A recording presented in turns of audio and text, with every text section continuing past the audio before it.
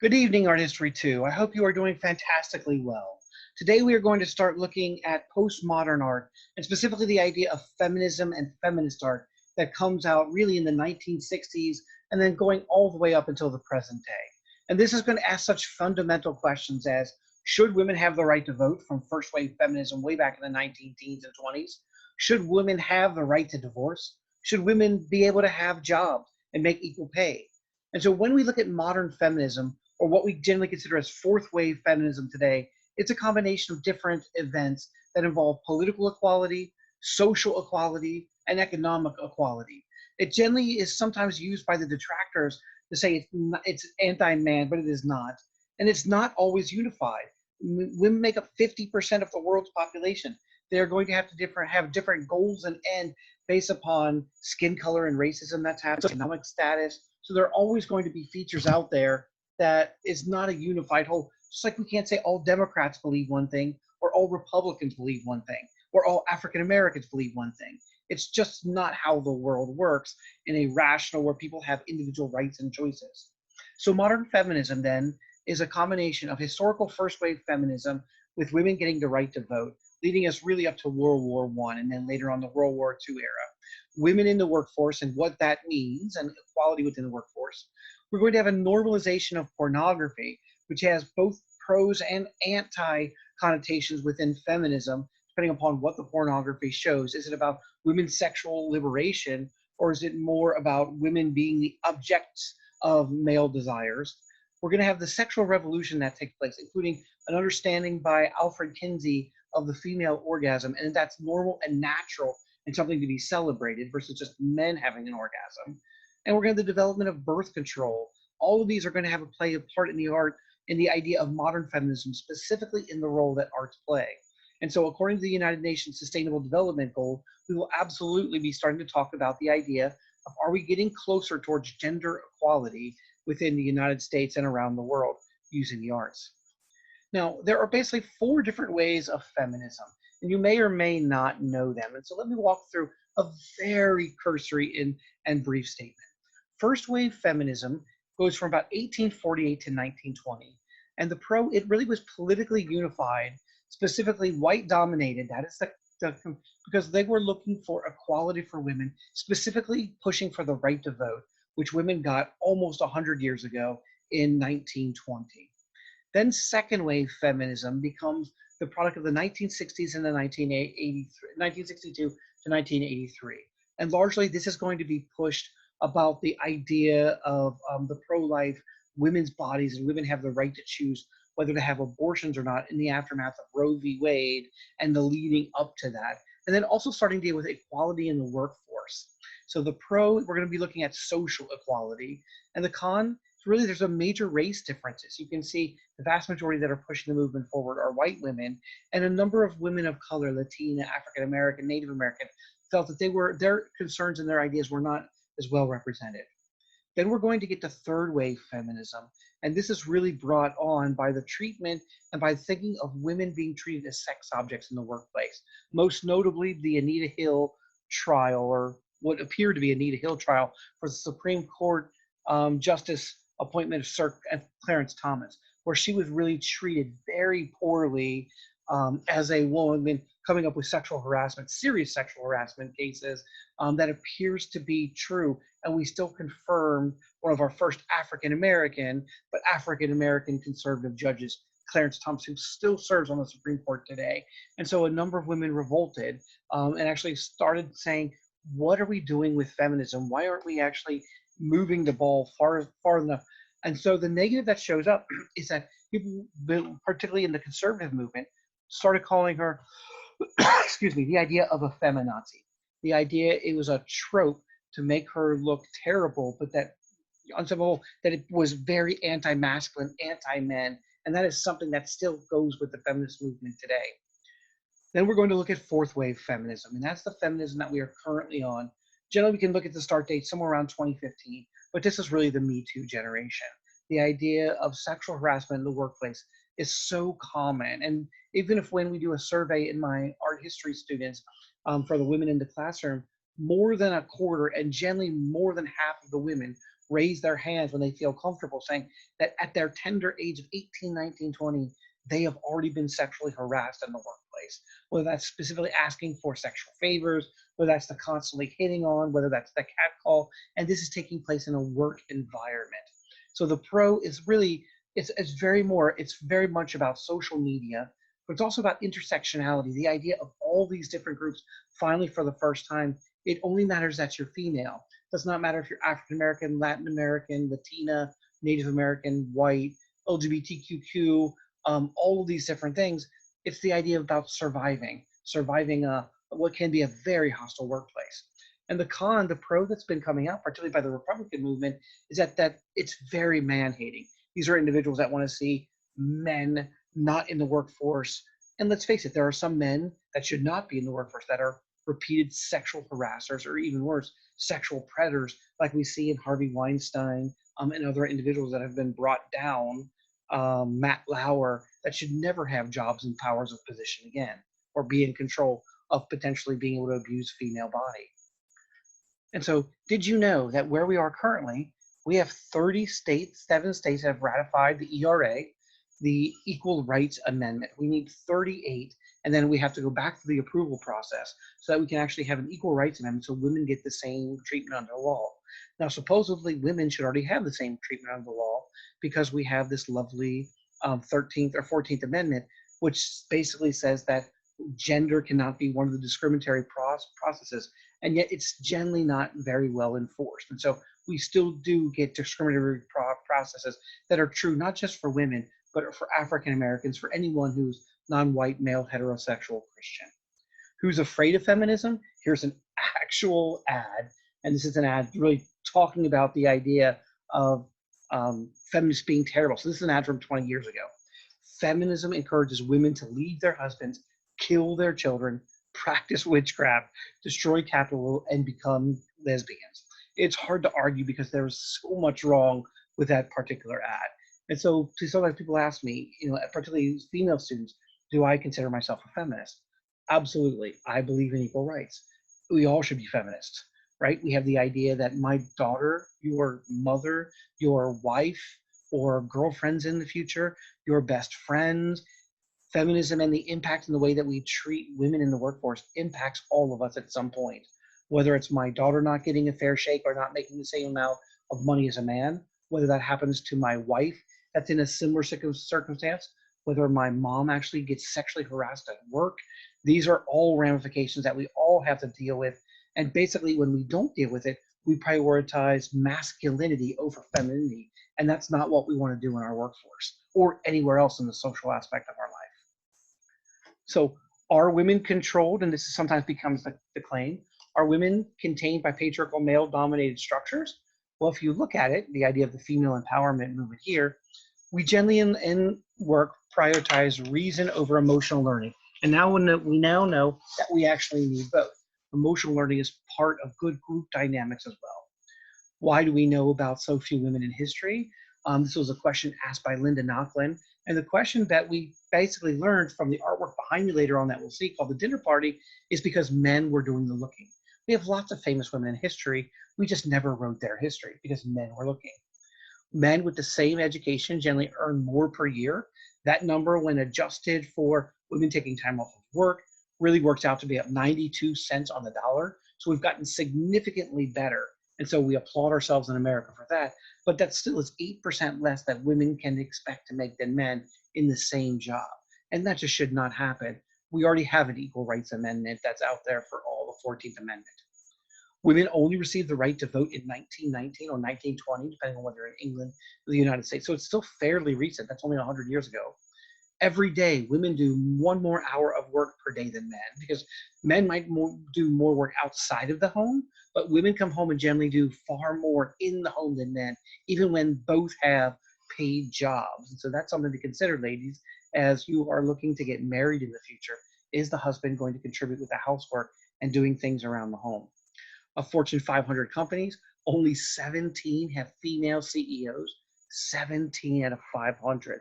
That is a ridiculously low percentage when you look at it. That's 2.5% or 3%. Only 14% of our political structure is female. why we don't prioritize the idea of female aspects, healthcare for women. And so women actually even have to fight on whether, mammograms and things like that are actually covered by their health care, or whether they are actually covered with insurance. That should not be the case. That's routine maintenance to keep our population healthy. Remember, that is your wife, your mother, your girlfriend in the future. What are the most offensive words we can insult a man by? We call them female body parts. We call them a pussy, a vagina. And for a woman, we generally will call them the C word. That's kind of the most hurtful word that we have. Or we will call each other bitches, really as a cut or the whore, someone who likes to have sex. Sex is a natural phenomenon. People should like to have it, whether or not they're called a whore or not. We need to stop the slut shaming. Young boys can't wear pink clothes, but girls can wear blue, right? It's okay for both.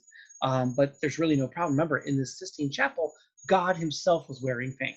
So if God can rock pink, why can't a 6-month-old boy? Because society has basically gendered that color. Young boys can't play with dolls, but girls can play with trucks. We have the same idea, the idea of socialization.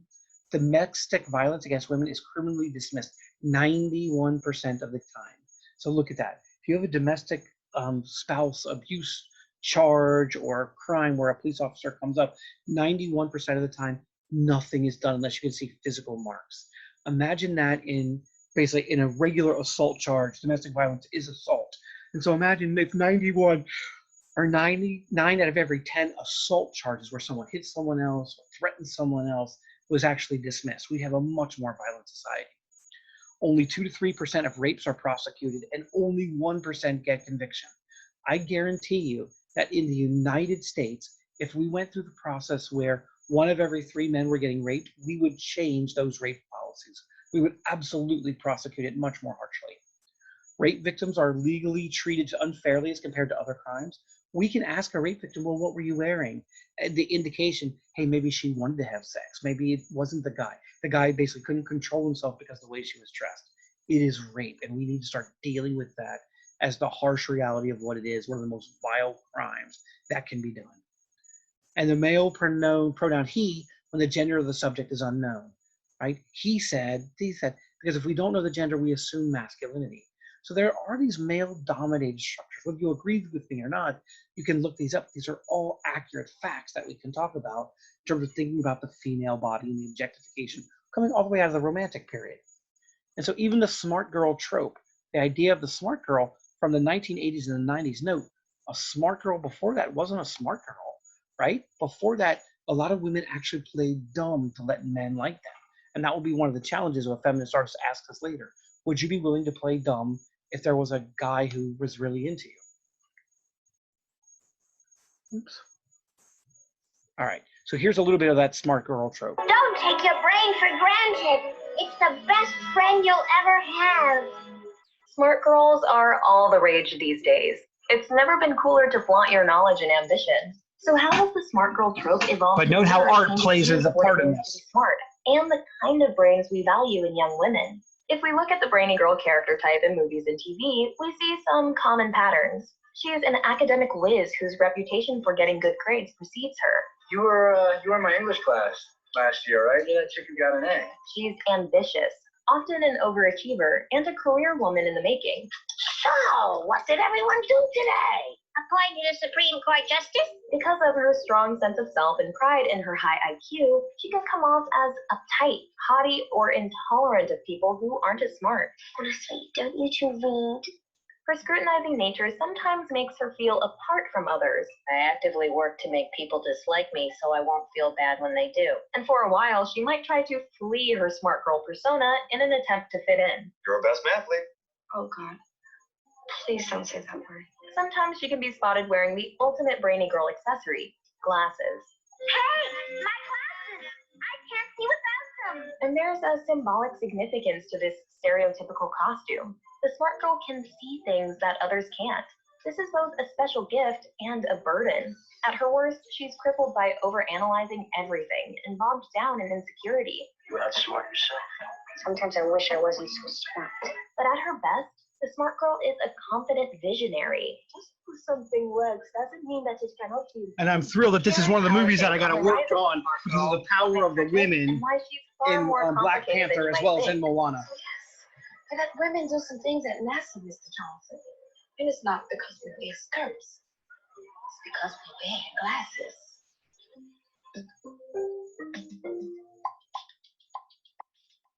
This video is brought to you by Brilliant, a problem-solving website that helps you think like a scientist by guiding you through fun, interactive courses in math.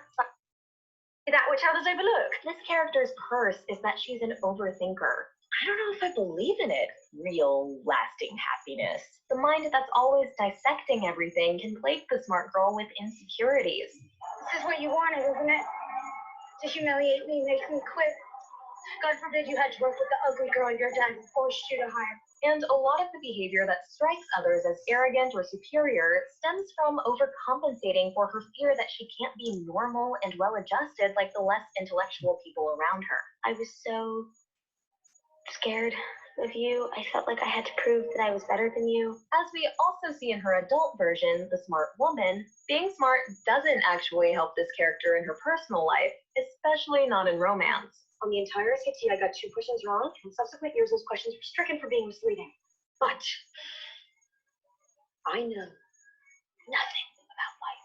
Her overthinking tendencies can lead this highly intelligent person to make not very smart choices. I make awful decisions.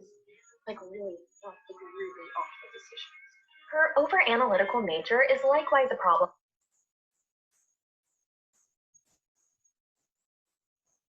And then we go to the second one. Rigor to making friends. Katie scientifically observes her peers like she's studying the animal kingdom. So part of why the smart girl tests out other personas or cliques that aren't true to herself is due to her intellectual curiosity. We see this anthropologist streak in Freaks and Geeks' Lindsay Weir, a mathlete like Katie who goes through a crisis of identity when she distances herself from her egghead friends and finds herself drawn to the freaks in her high school. We're cutting. Daniel is paying his brother $20 and he's gonna buy us a cake. Lindsay finds the freaks' slackerdom appealing and intriguing. Her immersive study of what it's like to be one of them is a welcome escape from the brainy identity she finds limiting and suffocating. Man, I hate high school. So even this deeply ambivalent brainiac can't fully quit her scholarly competitive side. Look, at least put me back on the team. I am the best person at You math often in think the that that school. competitive Because side the brainy really is girl can masculine, never shed her but it really is intellectual just as nature. common Pride in and her feminine smarts and the that we determination know of to today. excel are integral to who she is. I checked that weeks ago. Forbidden light reading. For all her overthinking-induced insecurities, deep down the smart girl has a foundation of confidence that comes from knowing she's brilliant. There's nothing more empowering than having faith in your own mind and point of view. And this is why, when it comes down to it, this clever girl is tough, with a thick skin. Harry Potter's resident smart girl, Hermione, who embodies the smart girl's trademark mix of confidence and insecurity, is, according to star Emma Watson, never afraid to take control of a situation or be the brains behind anything. She says what she thinks and doesn't hold back. You're saying it wrong.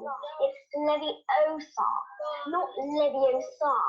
So while she may temporarily pretend she can fit another mold, try on another identity for size, or worry she has to dumb herself down to get the guy, ultimately the brainy girl can't stand letting her brain power go to waste. I pretended to be bad at math so you'd help me. But the thing is, I'm not really bad at math. I'm actually really good at math. You're kind of bad at math. She speaks her mind. All right. And so one of the things, and we'll see this in our work later on, is the idea, as we talked about before, negotiating your salary. Remember, women are generally going to get offered 8, 10, 15% less than men on average. So we look at the gender pay gap that shows up for total compensation. So when you're negotiating your salary, if you offered a lower salary or in the lower range, you should research local comparable income ranges to make sure that you are actually right, that you are on the lower end of that income range. You should also honestly and objectively evaluate your skills and experience. Do you have all the skills and experiences that they're asking for? Do you have most of them? Or are you barely making it through? And that will help you negotiate on how high up their pay range you can negotiate. If you are lowballed, and this is true for anyone who's lowballed, politely suggest a higher salary and use your experience to say why you deserve that higher salary. Remember, once they are offering you the job in terms of negotiation, they are only negotiating that salary with you. They're not negotiating with 5 other people to get the cheapest individual. They're negotiating, and their job is now to land you. If the salary is non-negotiable, you can negotiate vacation time, sick leave, working from home part-time. Those are all different possibilities. And if you don't negotiate, most white men do, we may never close the income pay wage gap, and you could potentially miss out on $100,000 or more in your lifetime.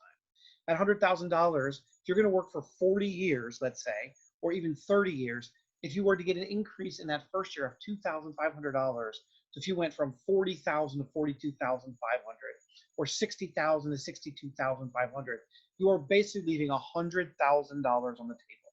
That's half the cost of a home. That's 4 cars. So you're talking about real money when we look at it like that. And the questions that then start to show up in the art museum, it's one of my favorite organizations. If you don't know them, please get to know them. This is the Guerrilla Girls. They are a New York City band of artists that basically are challenging the sexist nature of the art market today. So the Guerrilla Girls. They say, and they put this large scale image right outside of the Met Museum.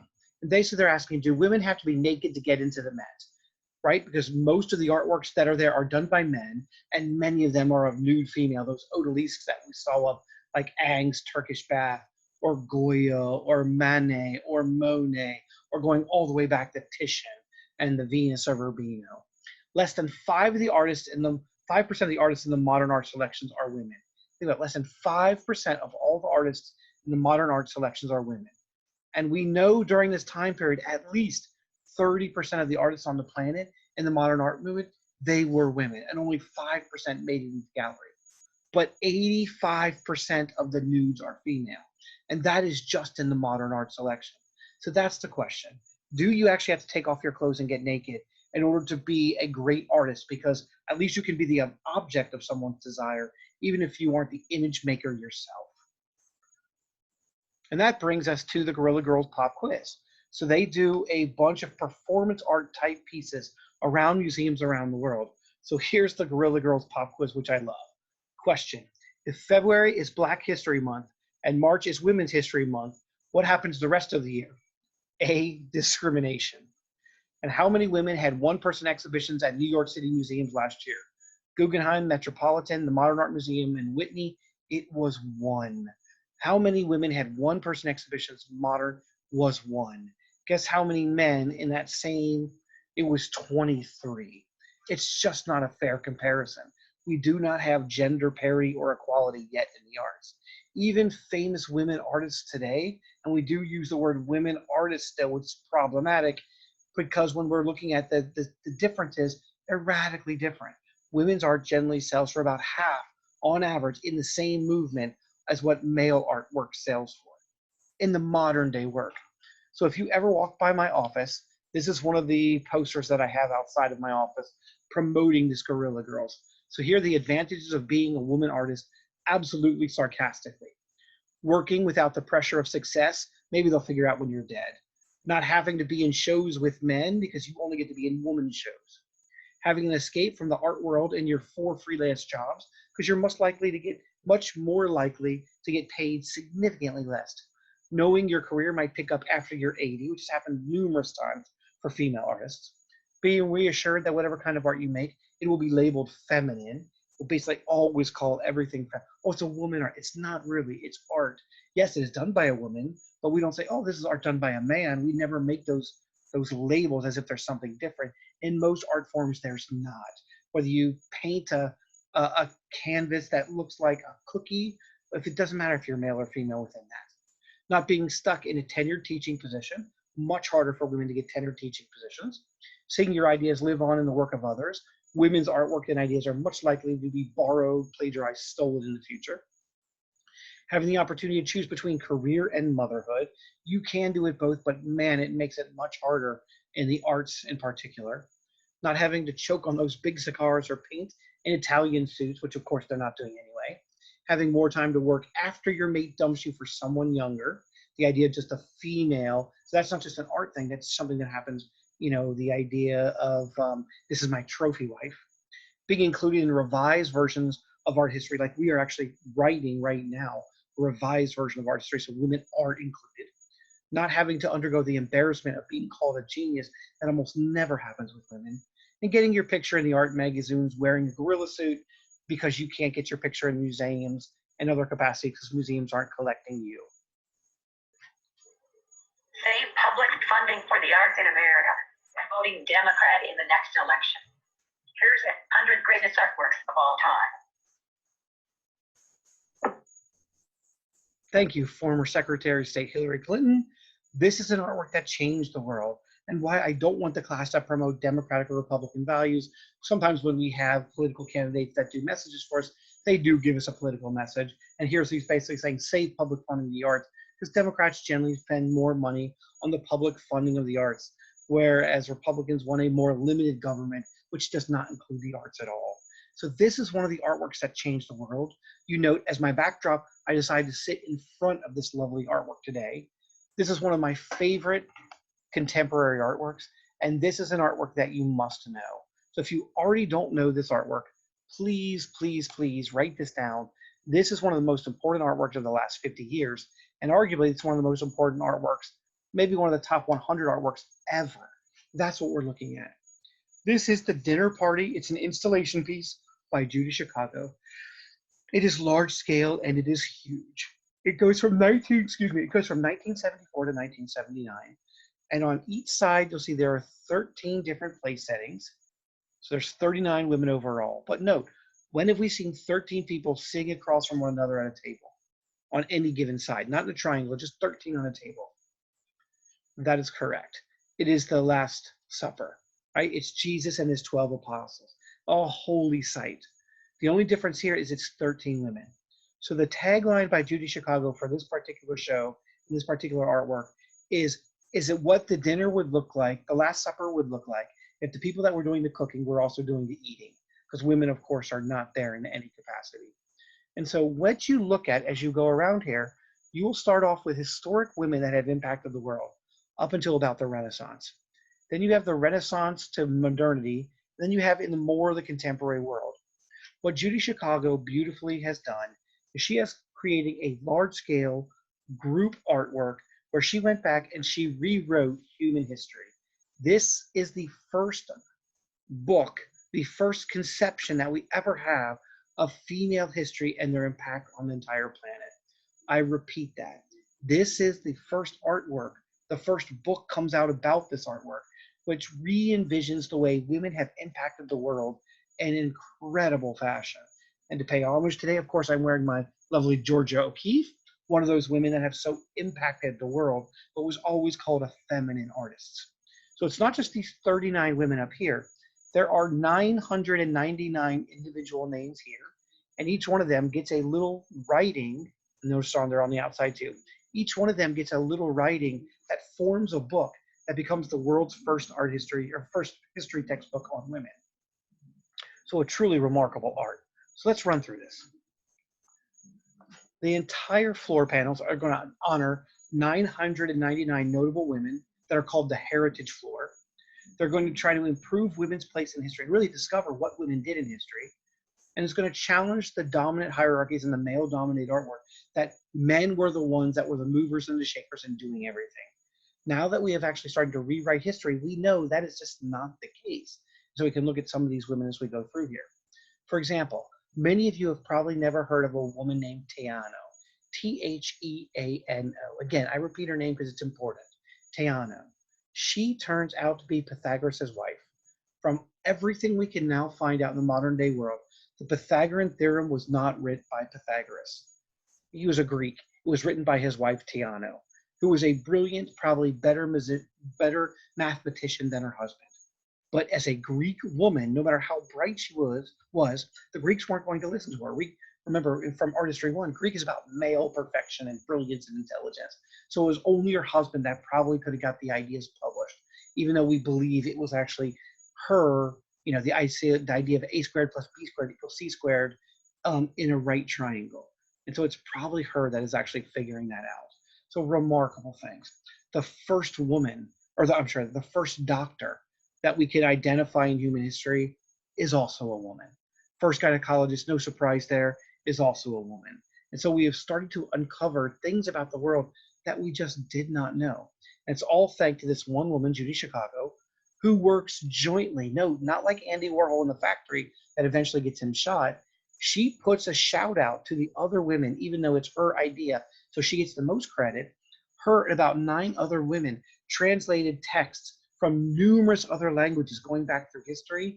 And they basically jointly uncovered a woman's history that had been hidden. Why? Because men were doing the looking. And when men looked, they looked at male concerns, male interests. And whenever they saw a female name, they probably just glossed over it, like she couldn't have been that important. It must have been someone else's idea. That's how history got written. And so today, what is a remarkable about this artwork is not only are women rewriting their history by going back to the history books, this inspires everyone else who's been eliminated from history. Remember, history has been written largely by the winners, and that has largely been white heterosexual male Christians. So we need Muslims and Jews and Buddhists and Hindus and people that are LGBTQ question mark, people that are African American, mixed ancestry, Latino, Latina, Native American, to go back and help rewrite history. It's been a very exciting time in history in the last 40 years since this came out, as we've learned so much about history work before, because before it was only white male heterosexual Christians who generally agreed with one another what history was. And so this is the first women's history book of all time, The Dinner Party by Judy Chicago. It's very short, and many volumes have been written now since, covering these 999 women. If you look at it, 5,000 different male history books were written before we got to the first woman's history book of all time. And note, it is ridiculously close to the modern day world. Welcome to postmodernism. Postmodernism, then, as we look from our lovely images, postmodernism is going to take the simple geometric forms or the simple shapes, the simple basic elements of art that we saw in modernism, the basic elements of design, color, line, form, shape, and texture. And it's going to use it in terms of an empowering tool to try to bring power back to the arts. And that's exactly what Judy Chicago does. A lot of the artwork is also self-empowering, not just for bringing art back, but also bringing groups together that have been marginalized, in this case, women and a group of women working together. What's beautiful about this is Judith, for Judith and Holofernes, the Jewish woman who actually beheaded Holofernes that we saw in Michelangelo's work. We saw it again in Caravaggio. We saw it in Gentileschi for female empowerment. We see images of Georgia O'Keeffe being that woman that supposedly invents the female aesthetic in arts. And what's brilliant is that she's going to elevate female crafts to art. So all the different art forms that you see over here, they are actually art forms, but traditionally they were called crafts, right? Painting on ceramics, that was what women did. That wasn't really embroidery. That's craft work. She's actually elevating not just the women, but the idea of the history of what women have done as craft to the level of art as well. Whether that's embroidered painterly, ceramics, cooking, it's a brilliant idea in the concept. Georgia O'Keeffe gets a shout out. Here is her dinner plate. And so her art is based on personal design and interpretation of subjects rather than trying to copy or represent large scale. And so it's often thought of that her artwork, many people say, looks like female vagina and genitalia for the large scale. And it very well may be, but it's nothing she ever consciously talked about when she shows these beautiful blow-ups of flowers and other things that she's seeing in her desert environment. 2 other women that are on this that are going to get shout outs. One is Louise Bourgeois. The other one is Louise Nevelson. The yellow up here is actually Louise Bourgeois. The pink actually beneath is actually for Louise Nevelson. And so she tries to challenge the idea of gender double standards with figures that in many cases bend and like a female, but they'll have the genitalia and the motion that shows up in a masculine. She has a major issue because her father has multiple affairs. And those multiple affairs she often shows in terms of her own symbiotic or way of looking at the world in terms of a wolf. And she has her mom protecting her, which often shows up as a hare or a spider in art, where she actually is the protective figure rather than the dangerous figure. Louise Nevelson, on the other hand, is an American tribute to the British people that we see here from 1960 to 64. She basically walks around and she upcycles New York wood scraps. So she basically takes found objects and turns them into environments. And oftentimes we'll use that in not just wood, but also some aspects of welding, which was always seen as a male art form. masculine fire and turning metal, this hard shape. And she is actually absolutely playing around with those. She's very symbolic of her own history. She's a Russian Jewish immigrant and also a successful woman artist, and she absolutely is pushing that. She, even though she's one of the best known artists in the modern day world, no, best known artists, not female artists, but artists, she struggled to sell her work well into the 1960s to really when she was 60 years old. And she often takes images of things she found and puts them together to tell stories about what's going on in the world or what's going on in her own life. This is a very masculine idea. So a lot of men and male art critics were not willing to accept her idea, even though it was just as good as most male collage and kind of creations that were taking place at the same time. She was locked out of a market because they didn't think a woman could do it, even though she was proving, look, a woman can do it. So the dinner party installation, we'll look at two sides. The first side all the way over here are the very historical. So this goes from prehistory to Roman. So we have the primordial goddess, the fertility goddess, Ishtar, the goddess of ancient Mesopotamia, we saw before about beauty, love, and wisdom and war, Kali, the destructive Hindu mother goddess, the snake, and it goes all the way down here, including Hatshepsut, who we saw earlier in Art History 1, the most powerful Egyptian ruler, not just queen. When Egypt gets to its largest extent, it's Hatshepsut that's actually leading the way. Wing 3 then goes from the American Revolution to the Women's Revolution today, going all the way down from Anne Hutchinson, if you don't know, she was a teacher, to Sacagawea. During your parents' lifetime, as remarkable as it sounds, people didn't know who Sacagawea was. They thought, oh, maybe they knew that was that Native American that went along with Lewis and Clark as they tried to figure out, can you make it from coast to coast using waterways and mapping the entire United States? Without Sacagawea, Lewis and Clark would have been killed by the Native American population. She speaks multiple languages. She understands customs. She actually has a child, a 6-month-old when they start the trip, that she's traveling around with. She is a newly given birth mother, and she is the one who actually allows, as much as Lewis and Clark, for us to explore all the way from sea to shining sea. And yet it's always called the Lewis and Clark. There's a Lewis and Clark University. There's Lewis and Clark Roads. There's Lewis University and Clark separate universities. No Sacagawea University, even though she's really the person more responsible than anything else. And so here are the different plates that we're seeing from the different individuals. You can see all the way down, including the right to vote from Susan B. Anthony. Now, for those of you that are graphic designers, we have barely looked at any graphic design because it's a very new art form. And in Art History 2 class, we only get here to the very recent. The artist you need to know is a feminist graphic design artist. Her name is Barbara Kruger. Barbara Kruger is going to challenge gender roles with large-scale graphic design installations, as you can see here. If you go to a Barbara Kruger, you are overwhelmed by words and images as you're walking through. So these are actual escalators coming down, bringing you into the exhibit. Her most famous image is probably this image. This is Your Body is a Battleground, which with the positive and the negative image here and split down the middle, this is her style with the red box and outline. You've seen this in the Supreme logo. Supreme logo actually rips this off of her and gets away with it because of copyright issues. They copyrighted before Barbara Kruger, which is crazy that a company can take an artist's work, and if they're the first one to make it to the copyright office, potentially with their lawyers, outspend the artist so they can actually get copies of the image itself. So kind of a crappy way of doing business, but I'm not so hyped up on Supreme and the idea of the hype that they have. So Your Body is a Battleground here. So who is the audience and what is the message?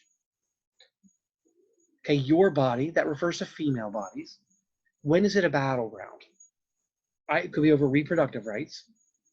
Okay, it could be over fatherhood versus motherhood in court. When you go to get divorced, who has parental rights over the child? Could be over abortion. Could be over health care. Could be over any of these things. And she never really explicitly talks about her work, except she wants to talk about it in terms of being a feminist, promoting the ideas of feminist form, and making people think about these kind of concepts in large-scale format by putting it in front of them. Here's another one, Your Body is a Battleground. No, we treated Hillary Clinton, this is an ad for her, we treated her very differently when she ran for president than we treated any men, right? We talked about her clothes, her hair, that, shouldn't a grandmother want to be at home with her kids? These are constant running comments that we would never say. I mean, no one said that about President Obama, and he had 2 young daughters that he was raising while he was in the White House. So we have a gender division and stereotype that shows up, even in our language when we're looking for president. Here's another one. Your manias become science. So your is meaning who? I could be powerful like the United States, but more likely probably means masculine. When women or when men blow things up and do these wonderful but terrible things like the nuclear bomb that takes place here, we call that science rather than destruction, right? This is not the idea of a man being on his period, like a woman that we will sometimes make fun of for what she does or the emotional reaction. This is kind of hardcore science coming up. The message here, I shop, therefore I am. If you look, the size of the card is just about the size of a credit card. And if you really look at the details, it's more likely this is a man's hand than a woman's hand. So even though we assume shopping, oh, that's woman, and it plays off Descartes' very famous, I think, therefore I am, which really is a mistranslation. It means, I think, therefore I exist. A woman supposedly shops, therefore I exist. However, it's a man's hand. So maybe it's really secretly men that are doing it, even though women control most of the shopping in a family. The message here, little boy trying to be big and strong and raise that muscle and pointing at that muscle. It's basically saying we don't need another hero, right? We don't need another masculine element coming up. We need a different kind of hero. We need someone to stand up to us. We don't need musculature along these lines with masculinity. We need kind of this up here potentially to come and actually help out women because men are in charge. This one I love because if you don't know, this is Marilyn Monroe. This is called Not Stupid Enough. And I love this image because this cuts right to the point. Note, this is Marilyn Monroe, one of the most beautiful women, actually considered the most beautiful woman of the 20th century. And today, because by today's beauty standards, she'd be a size 6 or by size 8. She couldn't get she couldn't get a modeling job. She would be on the verge of not being able to even be in a plus size modeling job, which can be anywhere from size 8 to about size 14, depending upon body, shape, and height. But no, not only she's not stupid enough. Remember, we talked about her for the Marilyn Monroe image, the Marilyn diptych by Andy Warhol, the cult of celebrity.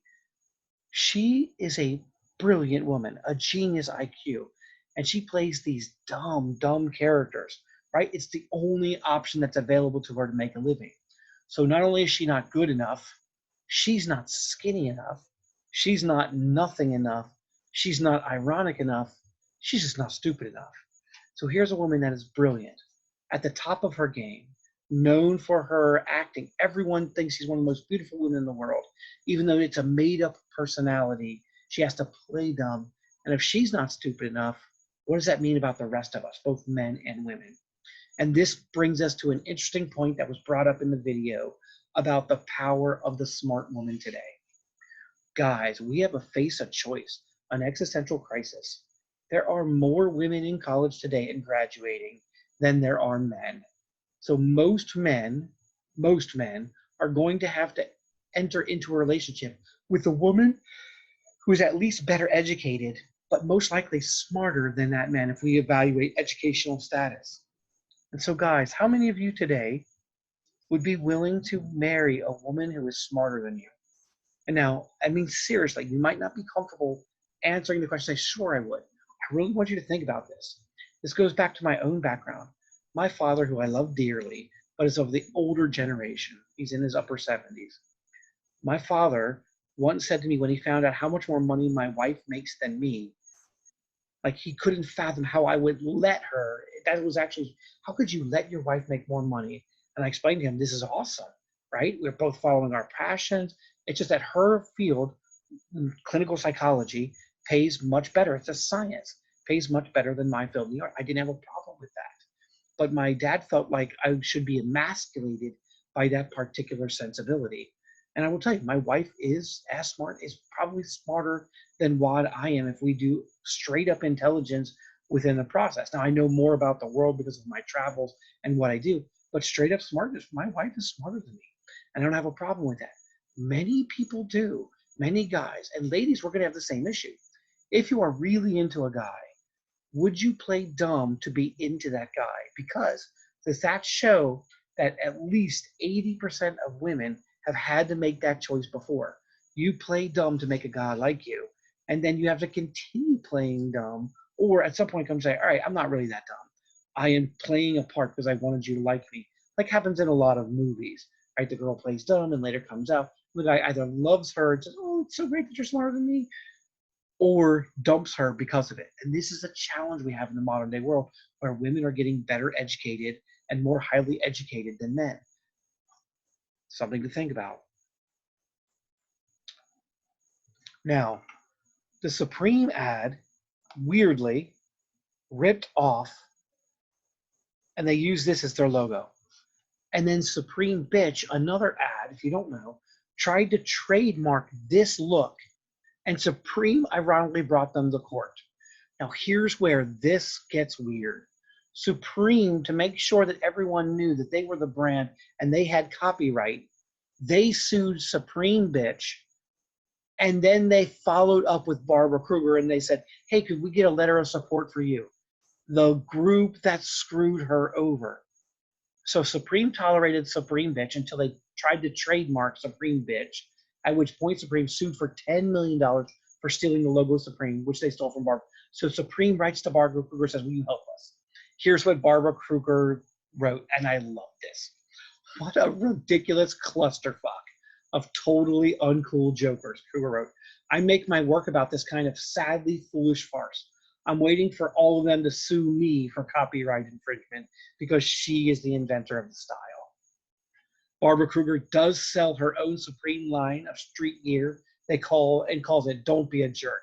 And of course, being a good cultural consultant kind of artwork, being actively engaged in the community, a portion of the proceeds go back to support women's issues in the United States of America. Thank you, Barbara Kruger.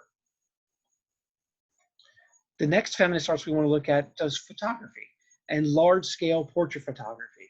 This is Cindy Sherman. She is one of the first MacArthur Genius Fellow Award winners that we have, and by far one of the first female MacArthur Genius. She generally wants to show and challenge the nature of stereotypical roles of women. So early on, she basically creates, and these are all her self-portraits, so in done different roles. She puts herself in stereotypical film roles called early still lifes. Right here we have the woman in the town, that's the secretary, making the homemaker at home with a dove, the homemaker from the 1950s just waiting for her husband to come home and love all over him, kind of put him to dinner and then bed later on. And then we are going to have, sorry, there was a bug there. And then we are going to have kind of the librarian book nerd from the 1960s starting to go off to college. Later on, she's going to start challenge these with more sexualized women, right? A woman that gives you a little glance from the dancer where she could just pull down her skirt, or someone who's potentially a domestic violence victim or is in danger and is down on the ground, a woman hitchhiker who might need your help, or a lower angle of someone as they look up as a woman tries to adjust herself like you're an onlooker. So these are slowly and slowly going to get more violent. And the late film stills are really, is it a woman that's about aggressively sexual, which is not a turn on at all, and so we show the ugliness behind it? Is it the dead body of the woman who has actually been a victim? Is it a woman who is going insane, crazy, literally the idea of pointing a gun, shooting at the head, very similar to what we saw with Joaquin Phoenix in The Joker recently that he won the Academy Award for? So she's challenging these different roles, all by depicting images of herself. And then we're going to get to the idea that in feminism is, what do we do with pornography? Pornography has become, in the aftermath of the 1960s, and a Supreme Court case that showed up that challenged what porn is, we're going to get much more violently and empowered sexuality of females. And so one of the things that shows up is it asks, what's the difference between art and porn? How do we know the difference? Aphrodite Canitas, art or porn? And as once a U.S. Supreme Court Justice P. Stewart said, I'll know it when I see it. So is this porn? Because you can't show this to a high school class. I showed you that last year, the teacher got fired. Can you show Playboy, one of the most beautiful women in the world, laid out, so you see breasts, but there's no penetration? Is that pornography? Because pornography, remember, technically means artwork or drawings of prostitutes. And that's not true here in the Playboy magazine. Early on, we see original definition of porn on drawings, writings of prostitutes. In Pompeii, this is actually the arrow that used to lead you to the prostitution section. Where literally the erect penis would say, hey, come this way for sex for the prostitutes. And then on the wall, they would have the different sex acts and what you would have to pay in terms of your artwork or the amount of money. These were coins that were used to paint members or to pay members of the army so they could go and have sexual services done to them when their wives weren't around. So the U.S. Supreme Court, as we talked about in Art History 1, has challenged what pornography is with this. It's an illegal sexual activity. So as soon as this sexual activity is illegal, child porn is always illegal. That's porn. It's automatically porn because it's illegal. Animal porn or animal sexuality, depending upon what state you live in, sometimes it's okay to have sex with a cow if you live in Iowa. Other times it's not, and it's illegal depending on where you live. Number 2, is it in the local or what we call the prurient interest? Does the local standard allow it to happen? Is that okay? And number 3, if there's no artistic, educational, or scientific value. The problem with this is almost every image has some aspect of a scientific, educational, or scientific value. Just figure it. The artist had to, even if it's a terrible artwork, they had to make choice about line, form, color, shape, and texture. And therefore, you could make every image has some aspect of an artistic sensibility. And this brings us to the contemporary world and the world of Yun Bai. Also, as a porn name, she goes by Yummy Bunny. She was an Asian American girl who was in college. Her dad died when she was during her 3rd year of college, and she couldn't afford to go to college. And so she turned to pornography. And you can see these are her body parts, her actual sexual body parts of her vagina here that are cutouts from different porn things that she did, that she actually makes into flowers and then gives them wonderful names like Pussy Joy Garden or Flowers of Eternity or Love Knots. And this is how she actually paid her way through college. Now, she was not embarrassed by it, but later on became embarrassed when she became a full-grown woman trying to figure out, all right, there's such shame that's headed into the pornography industry. And yet pornography is the way that young men generally are socialized into sexuality and into thinking about women in a sexual term because it's so common on the internet today that she started making these images and then start using that proceeds to try to help any women who wanted to get out of porn, who were locked in it because of poverty, to get out of porn. So she's trying to use this Yummy Bunny mystique of what she made and her only option to help others. So it's a pretty cool project that shows up. And as we are wrapping up, remember, the best way of preparing for your exam is that you all have the questions in the final exam, that middle column. There are 25 questions roughly for you to answer. You'll have to answer and know 10 of them because 10 of them are randomly going to get pulled out of a hat. You have to be able to answer those. If you review over time gradually, over 3, 4, or 5 days, you'll do much better than if you try to cram all at once. And generally go back now. And the best way of reviewing is make sure that if there's certain particular movements you don't understand. So let's say you don't understand Matisse's Fauvism or Fauvism. Go study that one first. If you study stuff you already know, it's only going to give you limited information versus if you try to figure out, right, how does this work? And in my class, remember, when you're looking at artwork, there are 3 things you should know. Why did the artist make the artwork, right? Is it for patronage? Is it for religion? Is it for politics? Is it for economics? What's new and innovative? That's why it makes the art history textbook. Is it the first time we see new female? Is it the first time pornography like Yun Bai is used to actually raise people out of the pornography industry and challenge that notion of what it means to be feminine, sexual? And what's the impact on the modern day world? If you can answer those 3 questions, you have an opportunity then to kind of play around with any of the questions and try to tie in an answer based upon those 3 things. That's why we've gone through those all through the semester.